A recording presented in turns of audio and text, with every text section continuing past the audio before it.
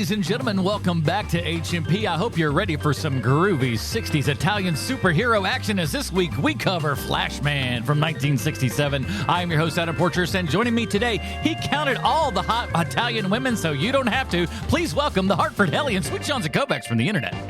I'm afraid you're wasting your bullets. They only tickle. And have you seen him in the way he dresses? He looks like a thing from outer space. Bruce Leslie.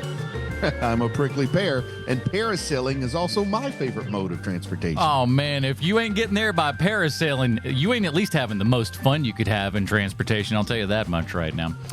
Today, like I said, we are talking Flashman from 1967. What is Flashman? Boy, oh boy, are we going to get into it. You have done yourselves a favor this week. People that support the show over at patreon.com/HMP. Those awesome people get pre-show, post-show, Dinger Zone, and every single month they get to vote on movies that we watch. And this month, here was the vote for you guys. It was quite the ordeal. Here were the choices: Head of the Family, Darkman 3, Flashman, Brick, and La Samurai.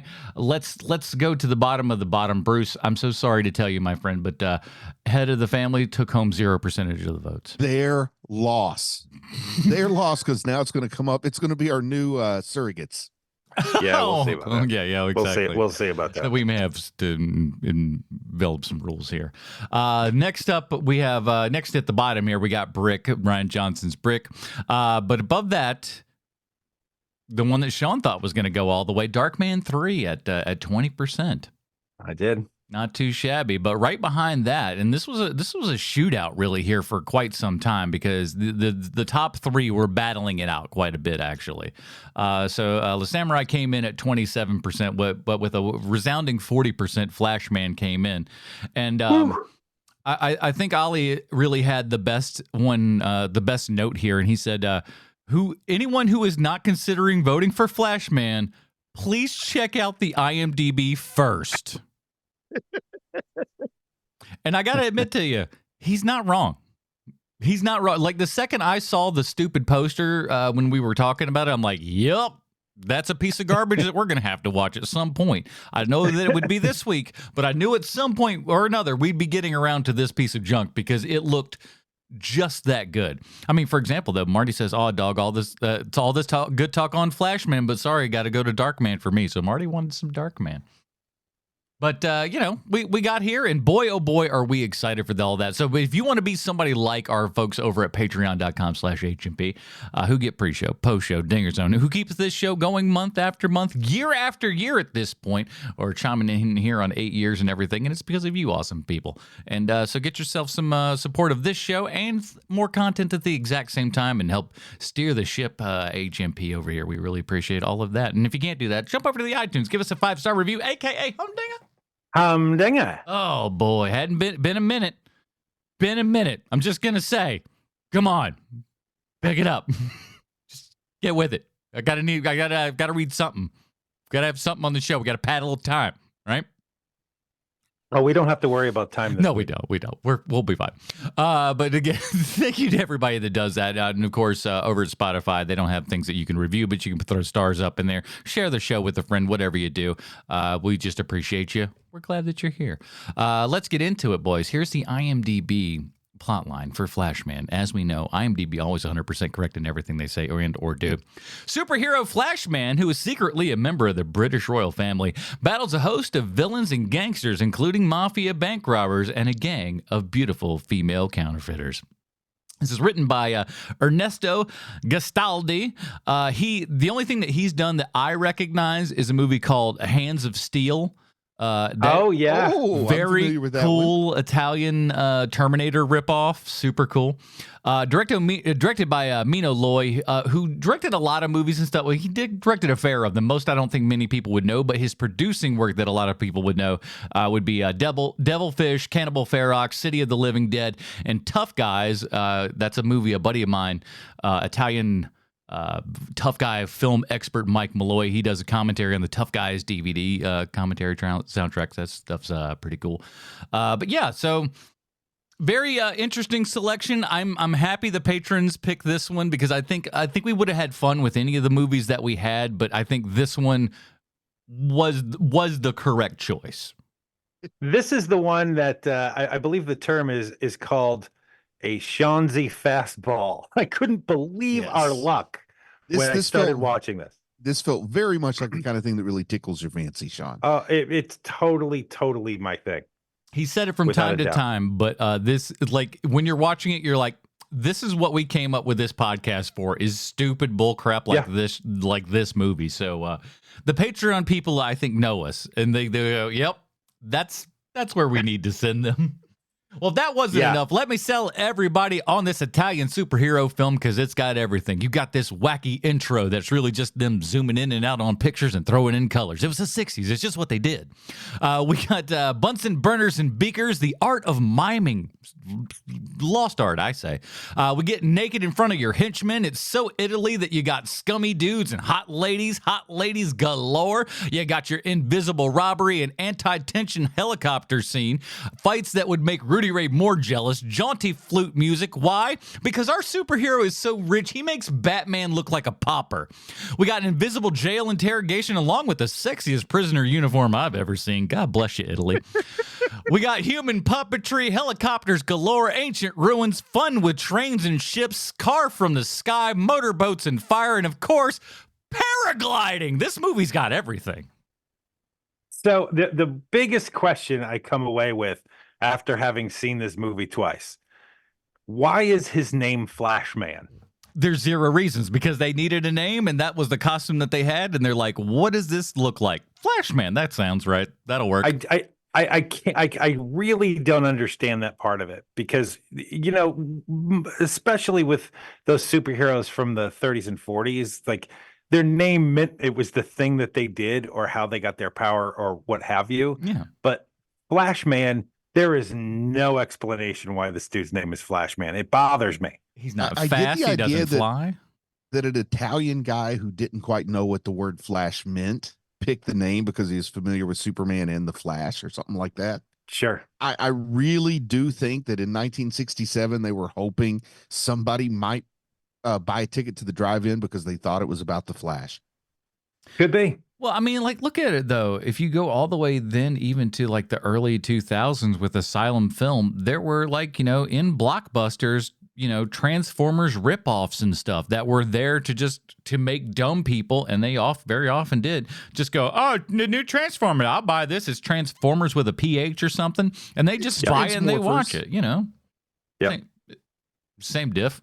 Got my Transmorphers tattoo for a lot cheaper than a Transformers tattoo. No, that would be hilarious, is if you go in for a tattoo and they're just like, Transformers tattoo, that's going to be $1,200. But if you want a GoBots tattoo, that's $58. I will not have the GoBots besmirched on my own podcast. So let's Okay, break this sucker down, man. We ready to get into it? Here we Yes. go. The movie starts the way every good movie should, with a funky theme song and a guy wearing a mask, a cape, and a brightly colored smock, jumping around what I assumed to be the finer parts of England. We get title credits. Are those credits in Italian? Does the Pope crap in the woods? We learn within the first 15 seconds that Paul Stevens is playing the role of Flashman. And who is Paul Stevens, you ask? He's the star of movies with names like Thunder Over El Paso, or His Name Was Holy Ghost, or even Scaramouche. He was an Italian actor, and his real name was Paolo Goslino. And I had never even heard of him until There was I a part of me. I'm sorry. No, go ahead. Go. There was a part of me that was really hoping you were going to say it was Dan Stevens' father. That would be great, because I'm a huge Dan Stevens fan. His real name is Danielello Steveninsky or something. I don't know. Paolo Goslino. Yeah. My stupid American mouth can't do the accent. I'm sure it sounds a lot cooler in the native Italian. That's the native Italian. It's a me, a Mario. That's all we know. Paolo Goslino, this happened a lot with the Italians. They try to fool you with their Americanized names and their sexy, sexy women, but don't be fooled. The opening credits end, which might be the greatest opening credits to a movie ever. And when the movie starts, I'm not going to lie, I was worried. I was worried that we were about to watch something truly awful. We can't all be Adam Portraith. torture us with his stupid, amazing picks. Most people are like Bruce and I, and lately my picks have been a bunch of pissy turdlingtons. However, I start getting a little optimistic as we get into the action right away. We know we're in London because we see the London skyline right when Big Ben is chiming. What odds? We then cut to the Imperial College of Science and Technology. There's a lab, lots of Bunsen burners and beakers filled with day-glow liquids, and we meet Professor Wright. We know he's incredibly smart because he's wearing a white lab coat, and he just developed a serum that turns mice invisible. This is All great. of a sudden, I was Go hoping ahead. it dissolved mice, to be honest. Yeah, I love this whole setup for all of this. It tells you what this movie is right away and how goofy Out of and the gate, stupid it baby. is. And again, I love the like when he's grabbing the mouse there and everything, he shoots it up, and then him just kind of miming putting an invisible mouse back in there and stuff. It's so much fun, and I was.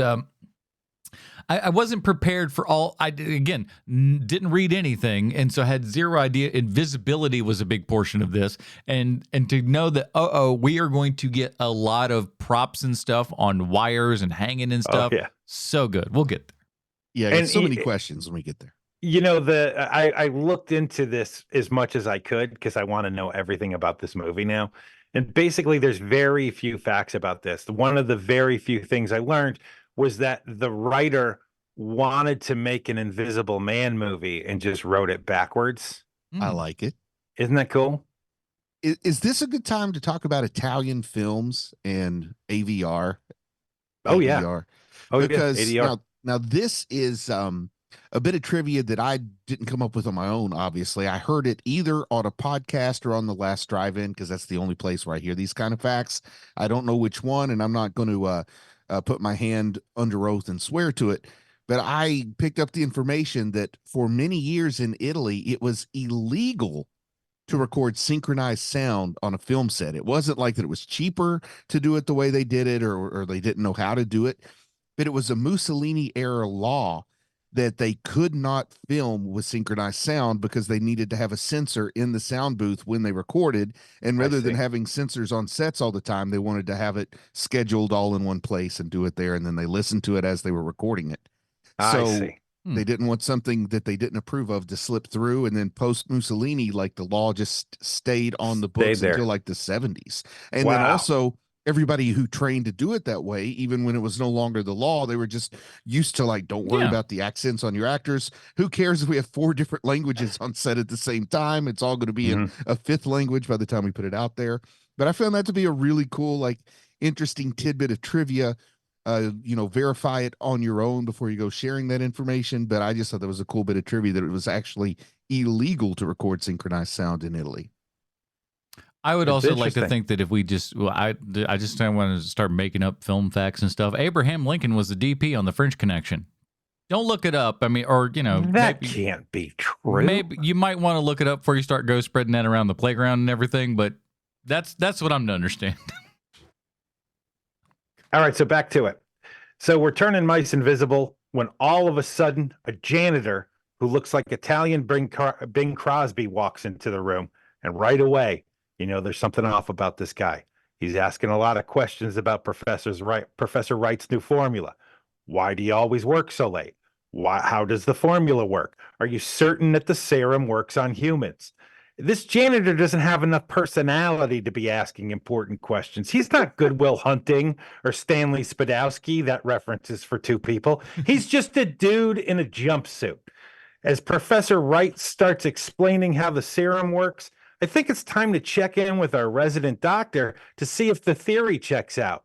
Bruce, Professor Wright says the following line: "My serum crystallizes the cells of the epidermis so that they absorb light rays and emit them without any deviation from the opposite side of the body." So, Bruce, on the scale of Hollywood garbage medical jargon, with all of Stan Lee's garbage medical jargon being a 10, and Orphan Black's garbage medical jargon being at a 1, where does that line land on garbage medical jargon? I'm just going to say that, at least they're making an attempt. It's not just the serum makes you invisible. And they're actually getting the physics right. Instead of saying you can see through it, they're saying it's absorbing the light from one side and projecting it on the other, which is how like an invisibility kind of cloak works, or like a Halloween gag that they have where you have an iPad in the front and an iPad in the back, and it looks like you can see through your stomach. So, I mean, it makes sense, even though, I don't know in practical terms how well it would work. I'll give it a 7. Yeah, that's where where I would have fallen. I'll give it a 3. 3 is good, Three. right? I'll Three give is it a good. 3. Yeah. Yeah, that's. I mean, I'd put it the same. I was kind of shocked. I was like, you know what? That's for a stupid Italian superhero movie. That ain't a half bad explanation. It isn't bad. Okay, moving on. This Italian Bing Crosby janitor shoots him in the back. You know what? I don't think that guy's a real janitor. He calls up his goateed goon who's brought explosives. They set him. They leave the building, and as they're driving away, Italian Bing Crosby asks him, "Are you sure those explosives will blow up a body?" His goateed henchman says, "Oh, yeah." Italian Bing Crosby produces a remote control, presses a button, and a still photo of the Imperial College of Science and Technology explodes. Both these villains have a laugh, and Italian Bing Crosby says, "Perfect. Now the secret to invisibility is safe," and they drive away. What? I love the can-do attitude of this era of Italian filmmaking. Like specifically Italian filmmaking had this certain can-do attitude. Like, how are we going to blow up a building? Oh, we'll just shoot some fire through a photograph. I love it. It inspires me. We then cut to the world's most opulent hideout, where Italian Bing Crosby meets up with his sweaty gang. While they've been waiting, they've been playing cards and smoking and drinking while dressed in suits, like all criminals in the 60s used to do. Italian Bing Crosby injects himself with the invisibility serum. At first, nothing happens, but wait 30 seconds, he becomes invisible. And we see the first real breathtaking special effect of this movie. We see a cigarette floating in midair, as if no one is holding it. How did they do that? It's definitely not done with animation. And some crew guy blowing smoke into the camera frame. Is that how they did it, animation? Yes. On that particular one, yes. Yeah, there's Okay, a because I couple. want to know how each effect was done, because I'm trying to take notes here. I've got a We're gonna great get there. idea. I promise you. When I notice it, I'll let you know. The guy, I got a question for you, though. I want to make sure I understood that when he was testing the invisibility stuff, he's totally hanging dong in front of his guys, right? Yes. Oh, yeah. Why doesn't he do like a normal person where you take it first, make sure you're invisible, then take your clothes off? I guess it'd be too hard on the special effects. He likes a little bit of domination over his crew. Let him know who's boss. I was gonna say he is Italian. He's probably not so bad down there. He's not. Well, and also he's not. They're a liberated group. They're not all stuck up like we are here. I feel like 3 of the last 5 weeks we've had movies that involve hanging dong too. So we got to move away from that a little bit. Yeah, but at least maybe we should name the podcast that hanging dong. Hanging dong. Doing the dangle with the nasty boys. So one of Italian Bing Crosby's sweaty goons declares, "We're going to be millionaires," as we cut to the back of a bank where for some reason people sit in a room and count money all day. Some lady who's a 60s British 10, but a 60s Italian 7 walks into the room and starts making smacky face at one of the guys counting money. She steals a fat stack of cash and replaces it, as they say in the film, with a stack of counterfeit British money. We then see her walk from the bank to her apartment. And at this point, again, I'm concerned that this is the moment the movie's going to start shifting down and become what most Italian movies do, which is to steal a cool idea from America, then ruin it by completely wasting your time. However, what ends up happening is that the English bird enters her apartment. It's a grimy crap heap of a place with filthy walls for some reason. Poor people hate cleaning their house. But then she presses a lever on her sink, and the wall to the bathroom opens up, and there's an entirely different apartment behind her bathroom. She's got a hidden apartment in her apartment. That's some Spider-Man and his amazing friends level cool right there. Why? I mean, just so much extra work. I mean, obviously for the coolness of the movie and everything or whatever, but Okay, I'm weird. also the kind of guy, like if I'm living in an apartment and I say your door is like 40 feet from my door, but my apartment's only 12 feet wide, I'm wondering what's going on in that extra space in your apartment. I'm going to be Yeah. investigating. Also, I don't know, you may not have this experience so much, Sean, but I'd say me and Adam could see the idea that if we are sitting at a desk counting a large amount of money and a hot chick comes up and starts smooching on us, it ain't about us. It's about the money. We know what she's there to do. So we're like watching it like hawks, right? Same with me too, buddy. I'm in that same camp. Wait a second. Hold Yeah. on. Yeah. We're Something- out in if we're out in a bar and an attractive woman walks up to us and tries to buy us a drink, we immediately put our hands over our kidneys and say, "Get away, get away." I do like you'll come across like a TikTok every once in a while where somebody's doing like a quote unquote social experiment and the guy will like see it right off the bat, like a pretty girl goes, "Hey, how are you today?" And like dude just like straight goes, "Is this like a social experiment thing?" Like he sees it right off the bat. He's just That's like, "Nope, awesome. nope, I'm scoping you from a million miles away. This kind of girl don't never talk to me for any reason whatsoever. I'm not falling for it." But That's I am awesome. immediately all about Smithers as soon as we meet Smithers. And I like to think that there's Hey, a hold world- on there, buddy. Okay. We're getting there. We are going to get there, I promise you. And it's not going to be good. No. So only her apartment is better than Spider-Man and his amazing friends because it's filled with hot British birds. One of them is clearly supposed to be a white lady pretending to be Asian, and it's offensive, but it's not offensive enough to laugh at. I Which don't is a know. I thought shame. that one lady was Asian though. No, really not. I mean, They because go on I had the same thought at first, but I was like, well, maybe she. I don't know. She is not, sir. Okay, fair enough. I promise you. Maybe I They didn't go- watch her. These British birds go on about how their diabolical plan is working, and out of nowhere, the lady we saw from the bank smacks another lady in the face and says, "Are you trying to get us caught? You suck at this." And she tells a couple of the other birds to take her away. And they do so. And we never see any of them again, ever. It was so sad because it was the hottest part of the whole movie. Mm-hmm. Mm-hmm. Like We need cut like, can you again. get to this 4 or 5 more times, please? We cut again to the back room of the bank, and everyone is going home for the day except this one guy because he just loves counting money. We see the door open as if has a mind of its own, and then the door closes. We start to get a bad feeling about the situation, but don't worry, not to worry.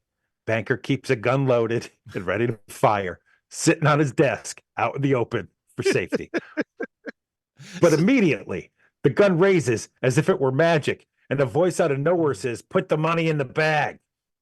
The banker starts to behave like Jerry Lewis for some reason, produces a white sack like out of a cartoon, and he begins loading the money into this white sack.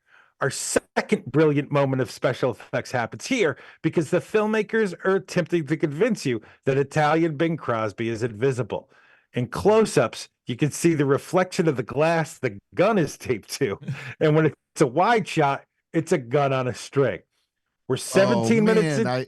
I'm heartbroken because I was so impressed. I didn't see the string in the glass. That's a good idea. I never even thought about the glass in order to not have to have a string. We're 17 minutes into the movie. We haven't seen Flashman yet, and I don't care. This movie has my attention. The Invisible Man opens up a window, throws the sack of money into a waiting pickup truck below, and the truck speeds off. Security guards show up, and they don't believe this banker when he says an invisible man showed up and stole the money. The guards are about to take him in when the banker jumps out the window, even though they're 4 stories up. The guards rush to the window, and one of them says the line, "He's disappeared." So you know the banker isn't dead. We cut back to the world's most opulent hangout, and the sweaty gang are counting their loot when all of a sudden, Flashman crashes through one of these amazing windows of their hideout, and all the henchmen start yelling, "It's Flashman!" Like everyone already knows who he is, even though we've never seen him before. Love And it. it's at this very moment, we're 18 minutes, 50 seconds into the film, when I realize that Flashman is the Italians attempting to steal the 1966 Adam West Batman. That is exactly what this entire movie is. Those lousy Italians. It's with the their right year and everything. Those lousy Italians with their fly-by-night movie studios and their sexy, sexy women. Anyway, Flashman is jumping around and throwing guys at other guys as mod instrumental music plays in the background. And just then, Italian Bing Crosby pulls out a machine gun and unloads on Flashman. But hold on. Turns out Flashman wears a bulletproof suit. And this is when we get to my favorite line of the movie. I said at the beginning of the podcast, I'm afraid you're wasting your bullets. They only tickle. The sweaty henchmen keep fighting with Flashman, and we see Flashman wrestle with and then throw a dummy out a window. It's amazing. It was awesome. A convincing It's dummy, amazing. super convincing and really realistic. Oh man, I'd It's- like to jump in with a couple of points there too while we have a pause. Please, please. First off, when Smithers goes for the window, that seems so out of left field. I still don't know what this movie is. That I loved it. I'm like, you know what? I would love to be a banker. And when the cops come to arrest me, I just jump out the window because they're on like the third floor. And then Flashman breaks into the thing and he just storms on the scene in such a way I had to pause the movie and look up to see if like people were supposed to know who Flashman was already. Like I was worried I had a huge European blind spot, like this was the fourth Flashman movie or something like that. You know me. I had to check on that too. I'm just like, are there more Flashman stuff out there? Is there anything that I'm not aware of? What is this? That is, hey, if you're watching specifically Warner Brothers, that's how you introduce a hero. Just throw him into the fight and say, what? Listen, we'll give you 5 movies and then we'll do an origin story, okay? Shut up. We think Italian Bing Crosby is escaping in a helicopter, but he has it rigged with explosives. And as Flashman jumps onto the helicopter in midair, he notices that Italian Bing Crosby isn't in the helicopter and escapes, just as Italian Bing Crosby blows it up. We know this.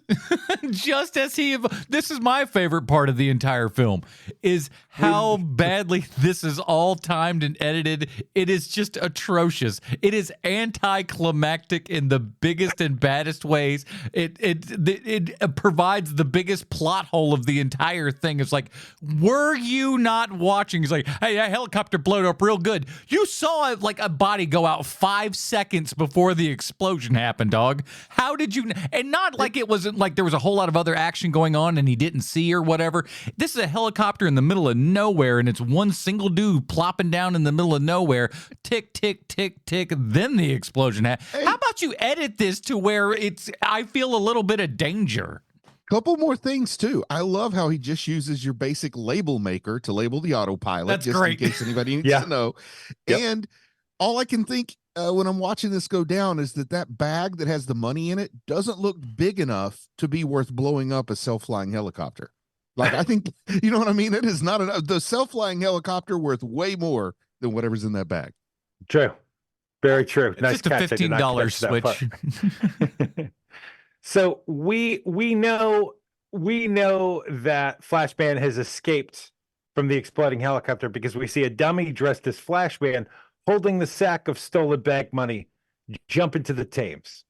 I am now, and will forever be from this point forward, a fan of Flashman. We cut to Flashman in a boat that he just has for some reason, and he pulls up to a beautiful riverfront walk up that he leisurely walks into as he lets the boat just keep going as he walks off of it.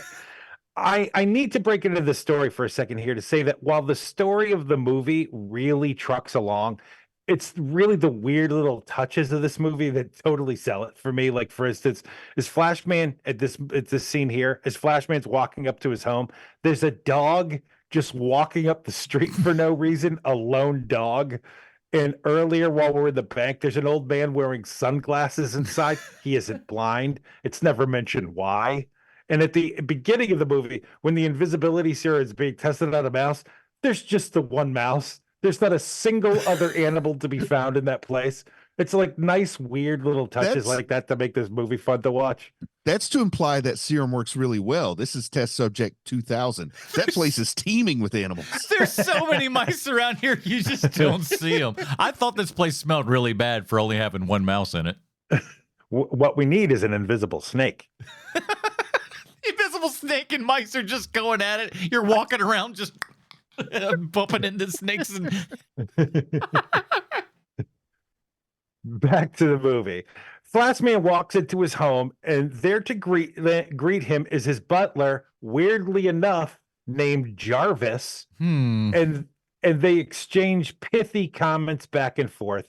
And we meet Flashman's sister, who is never not modded out in clothes from head to toe, complete with dumb face makeup that I'm sure is doing it for somebody, just not me. And she says things like, "I get my kicks by dressing kinky, man." yeah, like this is She really Austin sounds Powers like degree. she's straight out of the Gold Member. What's that guy called? Austin Powers. Yeah, it is. It's so good, and her outfits through all the scenes are just fantastic. She looks like he said it, like she's from space, and like in 1967. Yeah, this broad looked like she's from space. But I feel like they were going for something with her that they didn't quite get to. I feel like they didn't get weird enough. What are you talking about? She had like a sun visor made out of whatever the hell that was. That was pretty amazing. That little hat with the red sun visor. It's like she's going to go weld, but only with a really tiny welding. She's got that, and then all the rings on the exact same. Like what? She's got some style. Like they made some choices. I like it. Adam, you're never gonna win this argument with Bruce. We're talking to somebody right now who, when he saw that guy who had the money, the government's giving out free money ads, he was like, I wonder where he gets his suits. He's like, You're never gonna win this. Roberta, get me Matthew Lesko's number stat. So where are we? Flashman's sister has been reading through newspapers, and it turns out that newspapers think Professor Wright had an accident, but Flashman doesn't. He knows that foul play was involved.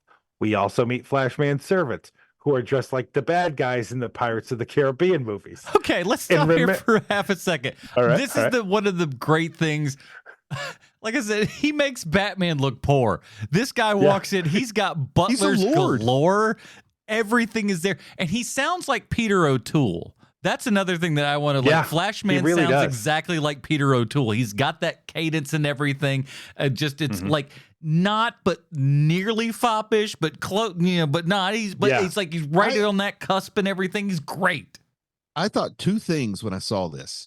Number one, I thought it'd be cool to be born wealthy because I would have tried to be a Flashman if I had a butler. Like that's the only thing stopping me when I was younger from attempting to be a vigilante was the lack of a butler.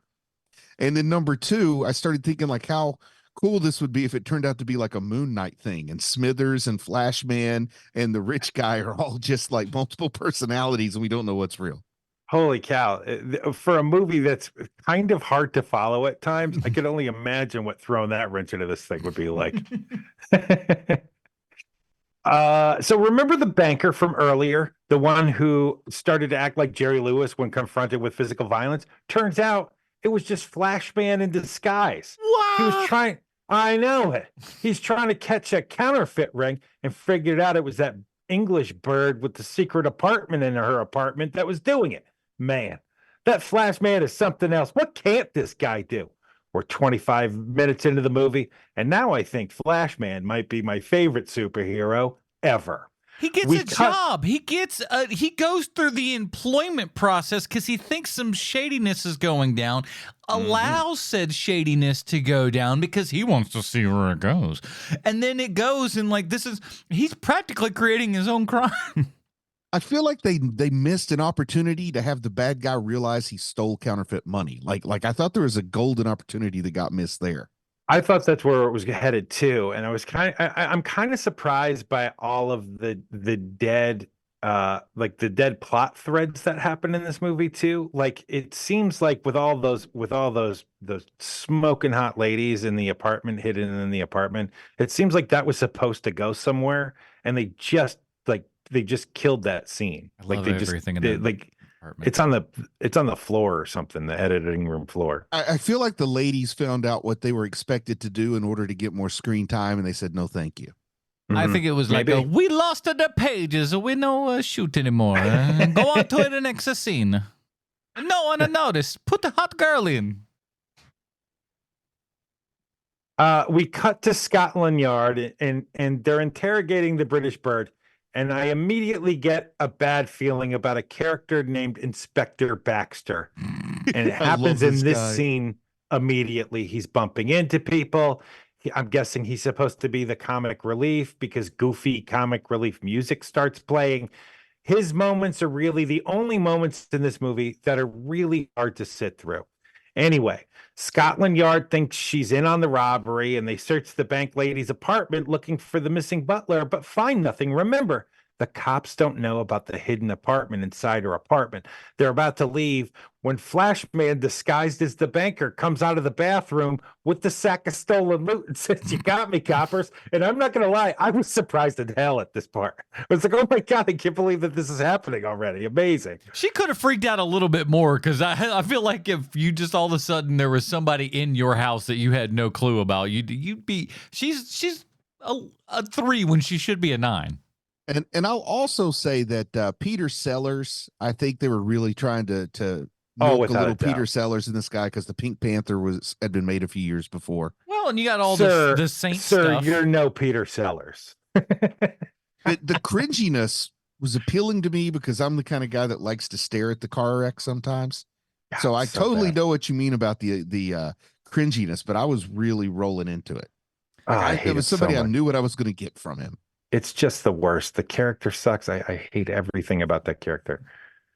You know, every moment before it's going to happen, man, it's just the worst.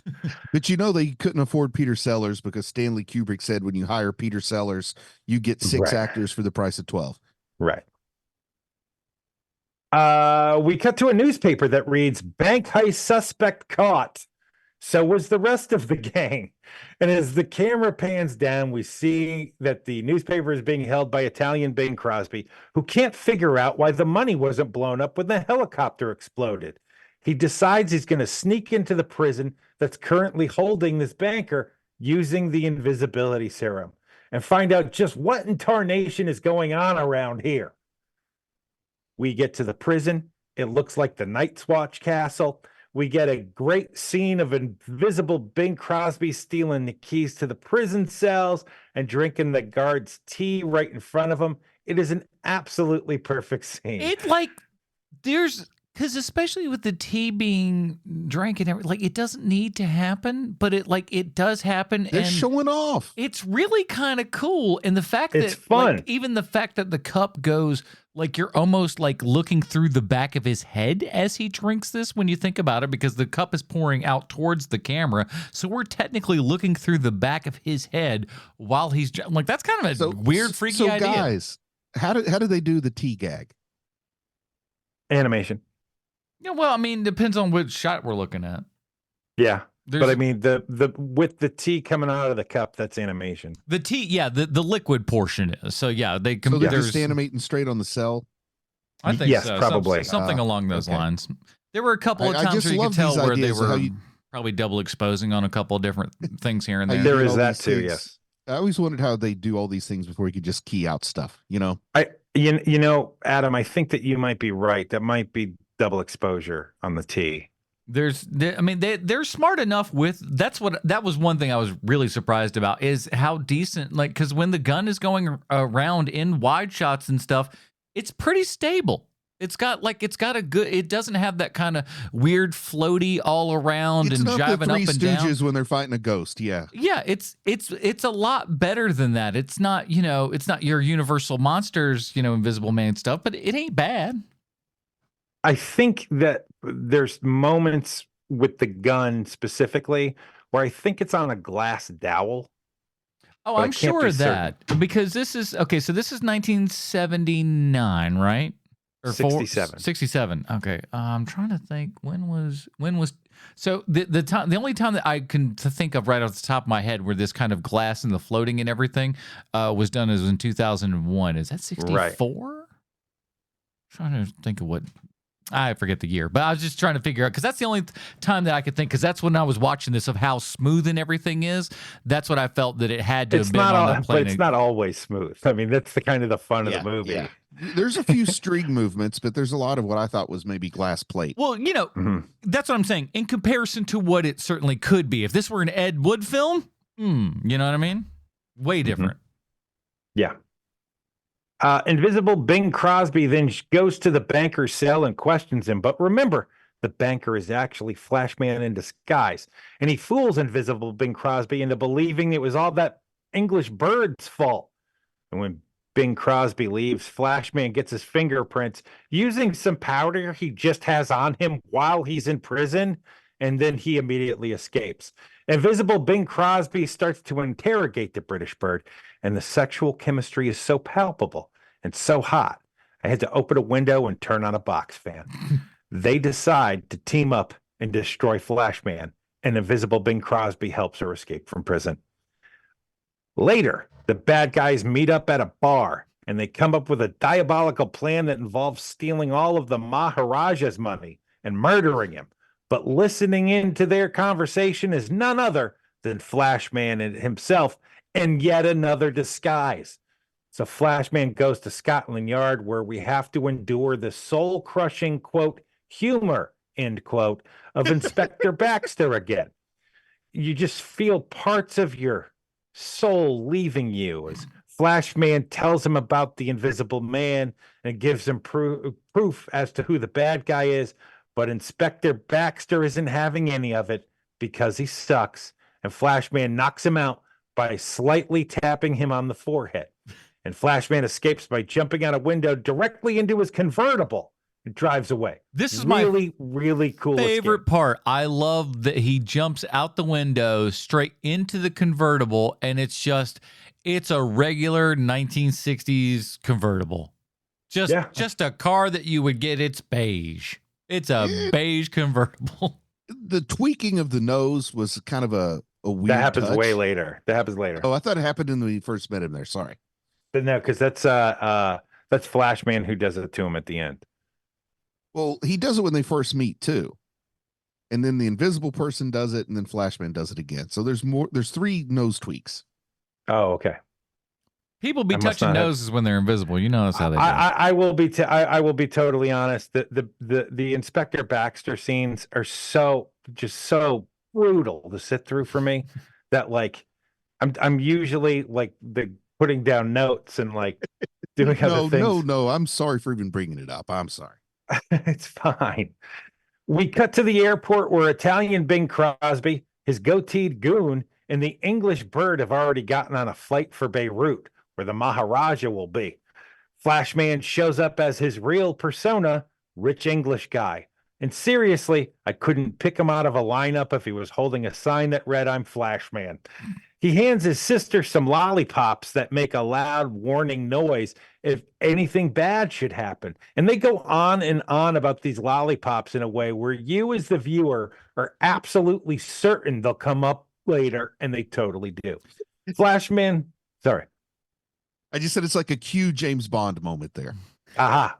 Flashman then runs into Inspector Baxter, who wants to arrest him because he looks a lot like that banker who escaped from jail the other day. And because Inspector Baxter sucks, so now the English rich guy has to get out of this, and he has Baxter called the Queen of England, which he does, and she tells Baxter not to arrest the English rich guy. Now, believe it or not, this isn't even the most outrageous part of this film. Flashman invites Baxter onto his private plane for a drink. The seats on the private plane are maybe the greatest seats I've ever seen. I want them. I need to have them. And like a scene out of the A-Team, Flashman drugs Inspector Baxter and flies him unconscious to Beirut. It's just like, okay, our hero is, hey, how much you drink up there, buddy? First of all, he's not only just drugging him, he's forcing him the drugs. He's just like, hey, take this, drink it up. You know what you don't like to taste? Come on, girl, take a little sip. Oh, and I got to tell you, at this point, I just can't wait to see what they try to pull off as a Lebanese person. That is true. I think I was doing the same thing. That's funny. Everything is very culturally appropriate in this film. Baxter wakes up in a hotel room in an excruciating scene that takes 11 days. Inspector Baxter gets woken up, arrested, and as he's perp walking through the lobby of the hotel, he sees the English bird on the arm of the Maharaja, so he makes a fuss, which leads to absolutely nothing. As the English bird is using her feminine wiles on the Maharaja, Italian Bing Crosby walks in, invisible, of course, and chokes him out with a towel, forcing him to sign some papers that give Italian Bing Crosby all his money. And in another move that literally no one saw coming, the Maharaja dies of a heart attack before he can sign all of his worldly possessions over. Unnecessary plot twist, but I'm all for it. This is the Maharaja like time, right? Here in like the late 60s and everything. You got the Beatles, they're going to meet this cat and everything. And like the Maharaja that the Beatles meet is just like a guy on top of a mountain in a diaper. I mean, he's not a wealthy guy like this. I mean, so that's why I was confused. I thought maybe I don't know what a Maharaja is. I'm not as into it as the Italians. No, I certainly don't know. I'm just like, ain't that the guy the Beatles went to go see? It's all right. I do feel kind of suspicious that guy wasn't really Indian and that wasn't really his daughter. Get out of town. Huh. Maybe. So Flashman tries to convince the Maharaja's extremely white and extremely hot daughter that if she doesn't do something, the English bird and Italian Bing Crosby are going to try to kill her father. In a good bit of acting I haven't seen since D'Onofrio and Men in Black, I'm serious about this. Invisible Bing Crosby is holding up the already dead Maharaja like some sort of marionette or Weekend at Bernie's and makes him sign the papers and shoot himself in the head in front of his guards and his daughter. It was so cool. Oh my gosh. I'm like, I can't believe how you pulled it off and made it look interesting and neat. And what a great plot thing to just do. It was like, hey, we need to do this. Oh man, I was excited. To me, the scene was stolen by the voiceover actor who's clearly someone else that is in an adjacent scene, and he panicked and didn't know what to do for a voice. So the security guard is, "Oh, you can't go in there." He's got the high-pitched Mickey Mouse voice on the security guard. Didn't notice that one. I thought it was such a great job by the actor. You know, I mean, it really looks like he's being held up by someone else. He was very marionette and everything, and he looked did a good job. But it was also, enough to where if she was like, panicked outside of that room and just barely looking in, that's what she would have thought she saw. 100%. She would have been like, "Oh yeah, I saw him kill himself." She wouldn't have thought, "Oh yeah, he looked like a weird, marionette puppet and everything." But no, she'd have been like, "Oh my gosh, yeah, that was totally him." And I loved that. I thought that was so cool. It's pretty awesome. The English bird runs away from the scene of the crime. Some things happen. Some shoe leather is worn, not super important. But then Flashman shows up at the scene of the crime, and he thinks of doing something that the Lebanese police didn't think about doing. He dusted the gun for fingerprints, and he compares it to the fingerprints of the Invisible Man's that he took with him all the way to Beirut. And he sees that it's a match with his own eyes, sees that the two fingerprints are a match. But the English bird shows up and she's got a gun pointed right at him. She shows him that this is no ordinary gun. This gun shoots acid. She pulls his mask off and realizes that the banker and Flashman are the same man, to which Flashman says the second best line of the movie: "The real identity of Flashman is only known to corpses and friends." They start hardcore making out. And just before she could shoot Flashman, he judo chops her in the neck and she passes out. This movie is a big fan of judo chop to the neck, making the person pass out. It happens no less than 10 times in this film. Not all of them particularly hard hits either, but it'll knock you straight out. Straight out. The Lebanese cops hear this and break in the door, but not before Flashman and the Maharaja's daughter jump 10 stories into the hotel pool. And the English bird takes off in a helicopter, to which one of the Lebanese cops turns to another Lebanese cop and says, "Everyone's got a helicopter, even her." And the most outrageous part of this entire movie, they go to an actual site of actual ancient ruins, and you see the stupid actors running around in these actual ancient ruins while the filmmakers are flying a helicopter directly overhead, destroying in 20 minutes what took French soldiers at least a decade to vandalize. If I was an archaeologist in 1967, I'd have flown to Italy just so I could walk up to the producers, point my finger in their face, and say, "It belongs in a museum." And then they would say back to me, "So do you." And then I would be able to check another box on my bucket list because, yes, I did just compare myself favorably to Harrison Ford. And yes, that is the goal, to get back to the film. The reason why the actors are running around these ancient ruins is because Flashman has what he calls a safe house here. But since the bad guys find it seconds after Flashman gets there, it is neither safe nor is it a house. It's a cave, really. And in order to make sure both the Maharaja's daughter and his sister are safe, he takes them to his safe house. But before his sister and this really hot Italian lady, who is pretending to be East Indian, have even settled in, Flashman leaves them by themselves so he can find more clues or something.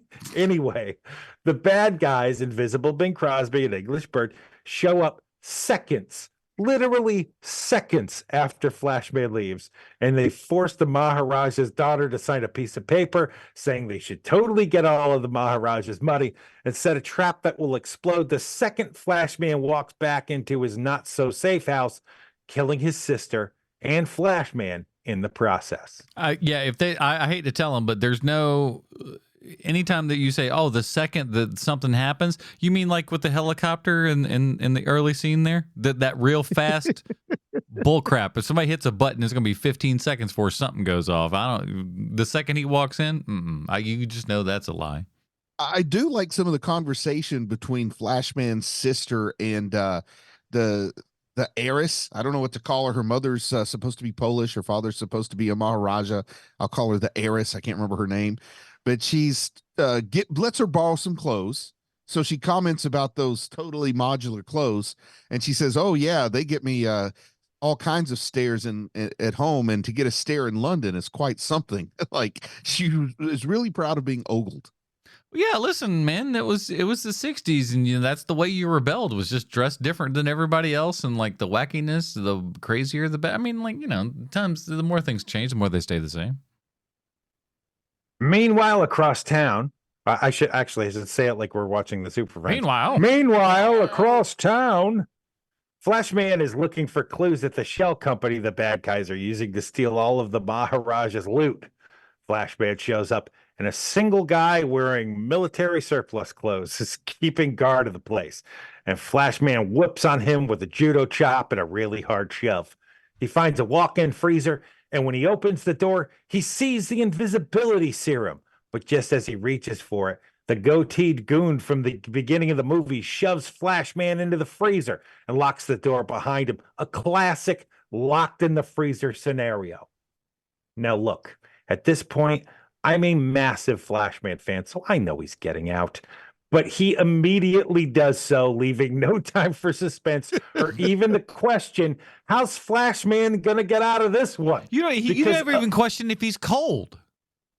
You don't even see him go, "Brr, I'm in here and I got to get out." Not even for a second. Immediately, and I mean instantaneously, Flashman knows the in and outs of refrigeration technology. He pulls two wires, then he uses those two wires to short out the walk-in freezer. This makes the bad guys worry, because if the freezer's out, it could ruin the invisibility serum. So they have to go inside to check. But Flashman's nowhere to be found. Holy crap, he took the invisibility serum himself. And Flashman reintroduces these two thugs to a couple of his pals.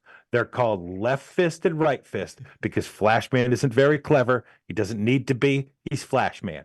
We see Flashman leave the shell company, or should I say, we don't see him. Instead, we see 2 vials of serum tied to a piece of fishing line and a bundle of Flashman costume leave the building. And they're not even trying in this scene. That fishing wire is is swaying back and forth, and the serum is just like jangling around each other. It's pretty amazing. That's some of my favorite. Yeah. Oh, it's so good. We tried to steady it, but they said that we fix it in post. Did they lie?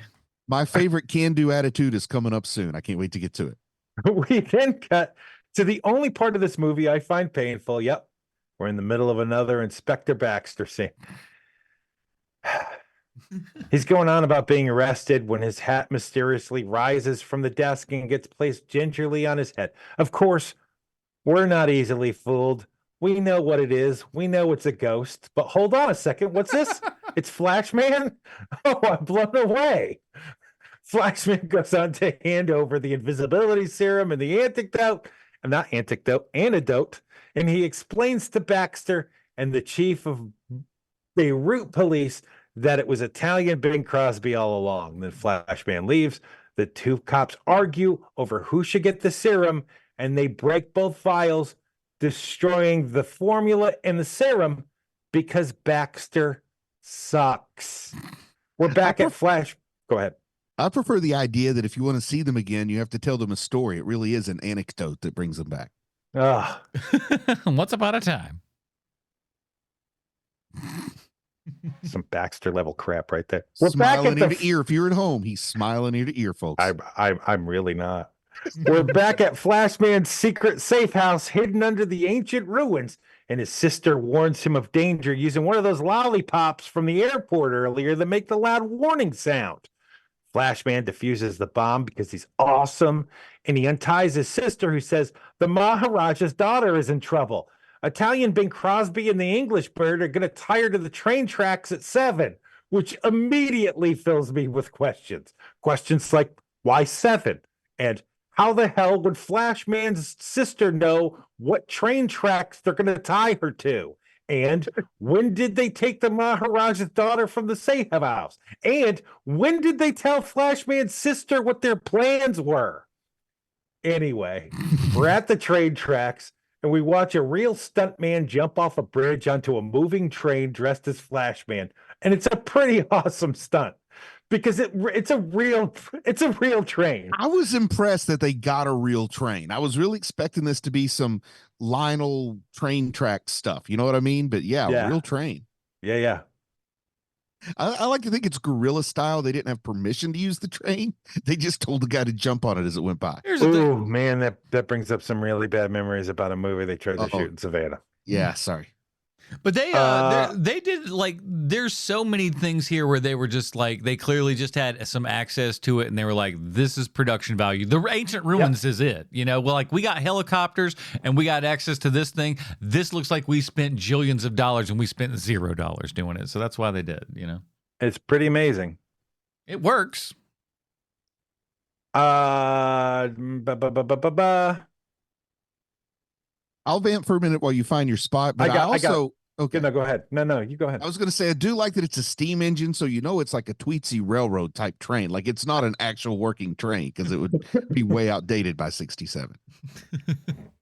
We see the Maharaja's daughter on the tracks, gently placed on the train tracks. Barely an arm. She would have lost an arm. It's like, what? I mean, like, you're not dead. I mean, it sucks that you don't have your right arm. I'm glad they did not risk this lady's life for this movie. Me too, because that train is behind her for real when she's on those tracks. I'll put an arm up there. That's fine. Flashman's sister drives away in a car to tell the police what's happening, and the train is getting closer. The English Bird double crosses Italian Bing Crosby, steals his vial of invisibility serum from him, and judo chops him in the neck, knocking him out cold. Flashman jumps from the train and saves the Maharaja's daughter just before the train rolls over her. And just as he does that, the English Bird starts shooting at him and runs off. Flashman gives chase. The English Bird runs to a tanker ship, cuts herself on a railing, tries to drop a car on Flashman, which is a really awesome scene, and she takes the invisibility serum, turning her into the invisible bird.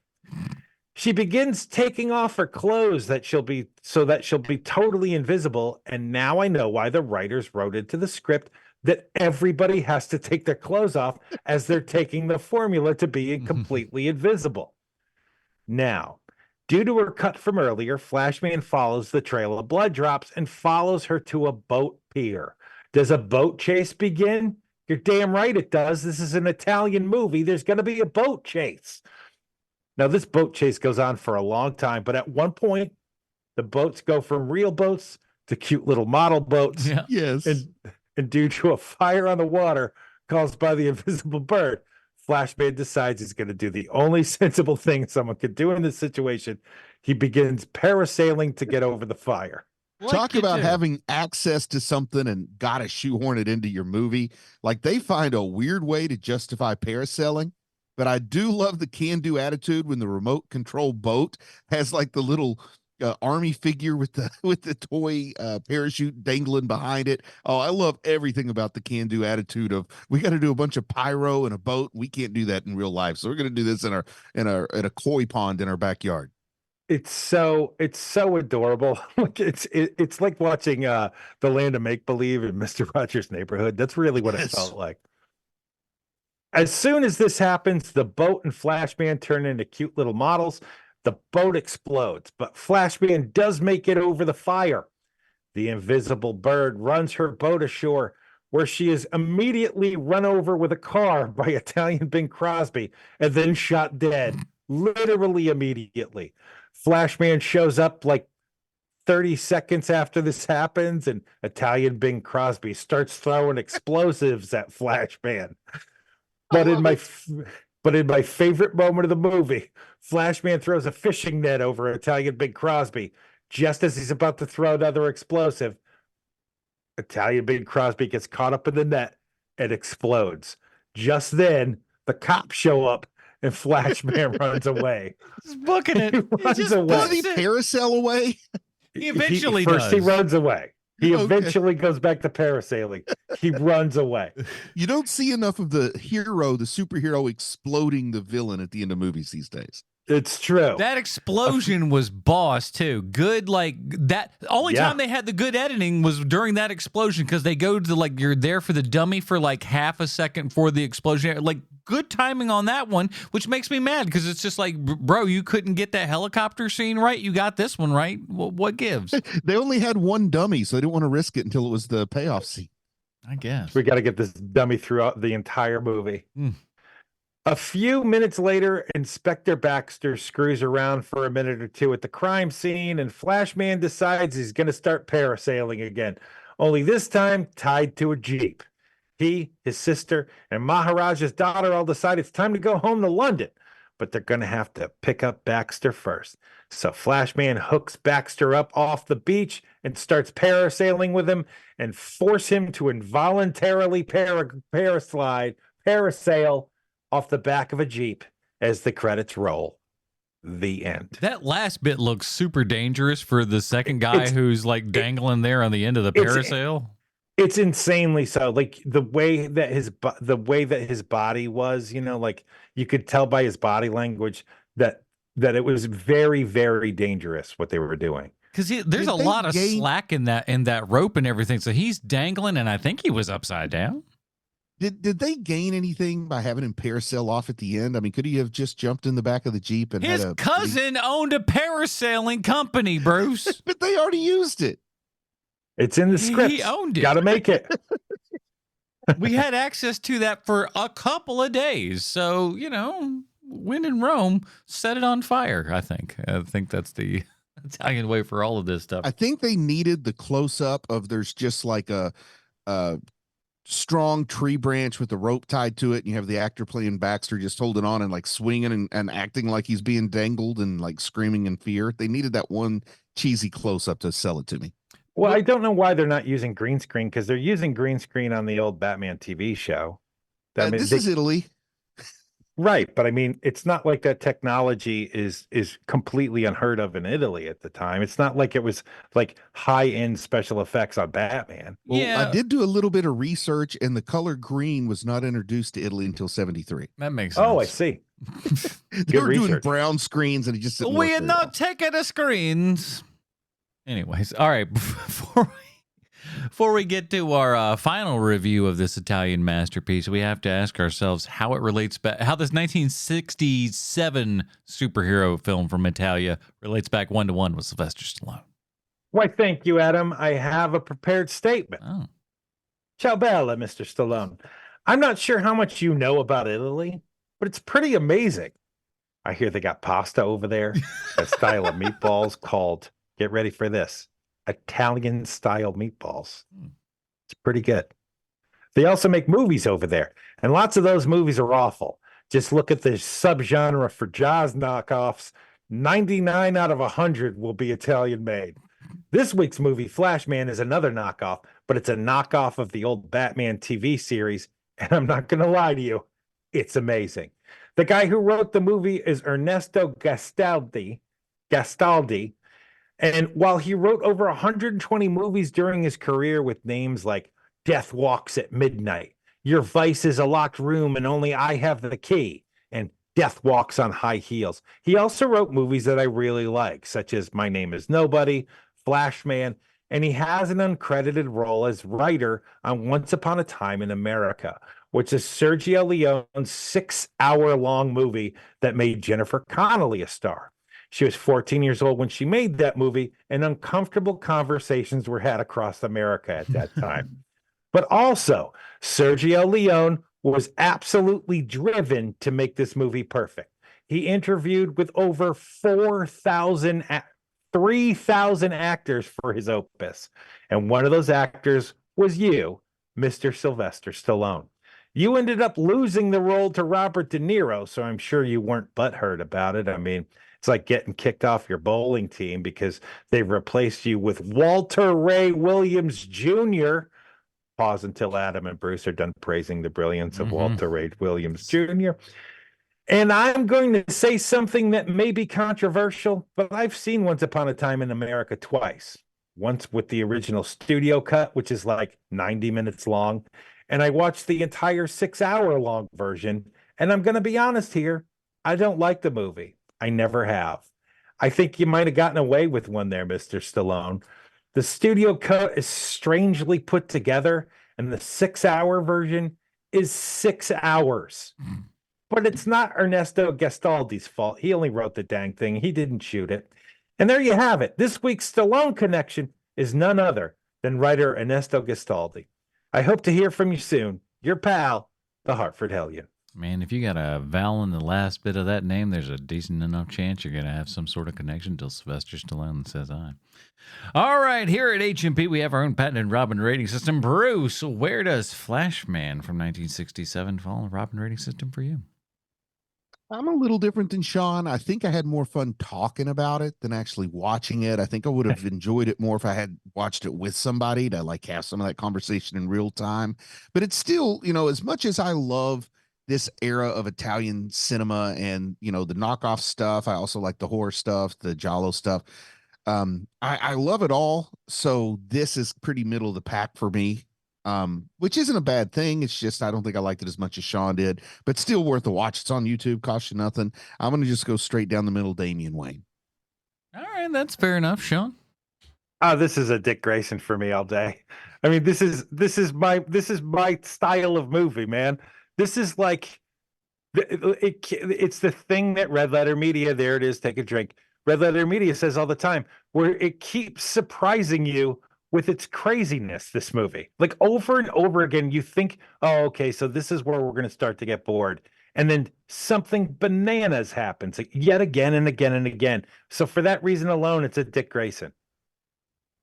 Yeah, it's a good time. It is very weird and interesting, and it's wild to see what the Italians were doing in 1967 and stuff. Like I said, Superman hadn't hit yet at this point, so right. So like this is like, and it's not wholly cheap, It doesn't Right. look like it's, put together for a nickel. It's not the most expensive thing in the world, but it doesn't look like they skimped. I mean, it looks like they really were, say what you will for the Italians and their, let's call it what it is, thievery. They don't half-ass it, really. They do their best with what they have. It's not always, it doesn't always translate. It doesn't always hit the goal that it's supposed to, but they tend to, it feels like there's at least a little bit of passion behind there, even though it's a passion for someone else's project, so to speak. Yes. Yeah. It's like they made a really good thing. I think that we could take the good majority of those elements and pass them off as our own. And then sell them back to them. That's the best part too. Is they were specifically doing it to sell it back to the American market, which we already had this stuff. Thanks, but no thanks. I mean, the only problem this movie really has is that because they're basically trying to sell this to back to the American market, like you're saying, but you're not going to outdo 1966 Batman for being 1966 Batman. Like, there's nothing more of that. Like, the reason why that show still holds up is because it's the prime of the kind of thing it's trying to be. Singular, for sure. Right. It's totally singular on that. I think this is I'm sorry to interrupt. It's your time. Please. I just think this is like, you've already seen Batman. You want more of that. There's not more of that. We're going to trick you into seeing this, or this is the drive-in that needs something to pair in a double feature with it, or for the drive-in that can't afford the rights to show Batman, but they can afford this. I think that a lot of that comes into play. This is the equivalent of direct-to-video before direct-to-video. And you can't do the wild art direction and stuff like Batman does. So you hoist it all onto one character with the little sister and everything, and say, oh, you're gonna be the mod. You're gonna dress, and you're gonna represent the new hip crap that we just can't. We don't have the budget to do for everything like like Batman does. Batman can't blow up. He can't explode the Joker at the end like Flashman can. Yeah, that's for sure, dude. That was a really dope ending there. I didn't know if I said it or not, Tim Drake, if I didn't. But yeah, dang. I enjoyed this well enough. It's a good little time. And again, for a movie that you didn't really know existed and everything, it could be a lot worse than it is too. I'm just so shocked by it. I think that's why I'm giving it such a high rating. I did not expect this at all. What I was really kind of expecting is in the doldrums of Shaun like spaceships, where like there was those two movies that I didn't know what they really were. I was just like, oh man, there's a space movie and it's got Wilford Brimley in it. I'm in. Like I don't even have to think about this one and how boring that movie really was. This is the opposite of that, and the amount of fun I had watching this movie is kind of off the charts just because of how surprising it was. Yeah, it works for it in there. It's available on YouTube right now, so check that out wherever you find YouTube. See, because it's only in one place. Everywhere except for I saw a lot of great posters while I was like looking for some art and everything for this. Italians are fantastic with art. There's a lot of really there's other interesting ones. There's more than two? There's a good many out there that are like strange and odd and I gotta check that very out. very cool kind of direction and stuff. But yeah, so that is it for this episode. We'll talk about what we're doing next week in just a moment. But Bruce, plug something for us. Talk about something. What do you think? Tell the people. It's your moment to speak to the world. What wisdom are you going to impart on them?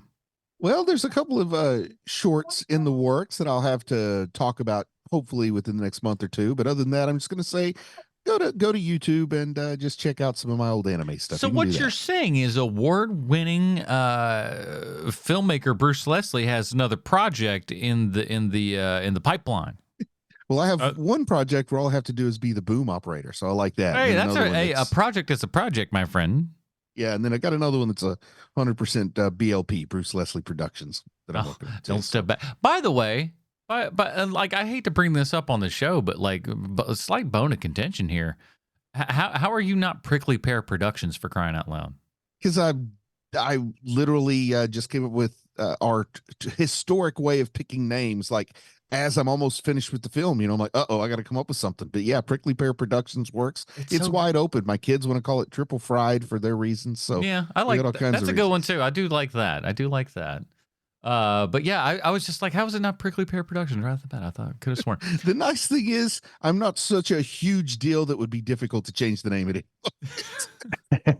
He's a wrestler that goes to another region and just changes a little bit of stuff. And Sean, what else? Here I'm Cactus Jim. We've got another podcast called 30 Questions, where we ask 30 questions of some nerdy property. Your Marvel, your Star Wars. There's other stuff too. Just check that out. It's in your podcatcher of choice. I promise. Coming up next week and next month as a whole here over at HMP, we've got ourselves another little theme going on. March is upon us, and as such, we're going to be doing the March of Time and doing time travel movies. We've each got a movie set up for this week. If you'd like to hear us kind of go through all of our process and everything, why don't you go to patreon.com/HMP and listen to the episode. You'll know what happens for all of the month of March. You'll know ahead of advance, so you can watch those movies in advance and get a little leg up on everybody else. So patreon.com/HMP. So we've decided time travel movies, and we're going to start out with a movie that, oddly enough, giving so many different factors about myself, I'm surprised that I haven't seen, so I put it on the list as something to get off of there, is Time Bandits. Time Bandits is a classic that it feels like everybody has seen, but for whatever reason or another, I have not yet seen that movie. So we're putting that on the docket. That's available on, I'm fairly certain it's on the Criterion Channel, fairly certain it's on probably HBO as well. You can find that in a lot of different places and stuff. They want you to see Time Bandits, I can tell you that much. And we want you to see Time Bandits and join us back here next week as well. That'll do it for us. For the Hartford Hellion Sweet Sounds of Kovacs from the internet, Bruce Leslie, I'm Anna Portress. Stay super, everybody. Bye, Marty and Evie.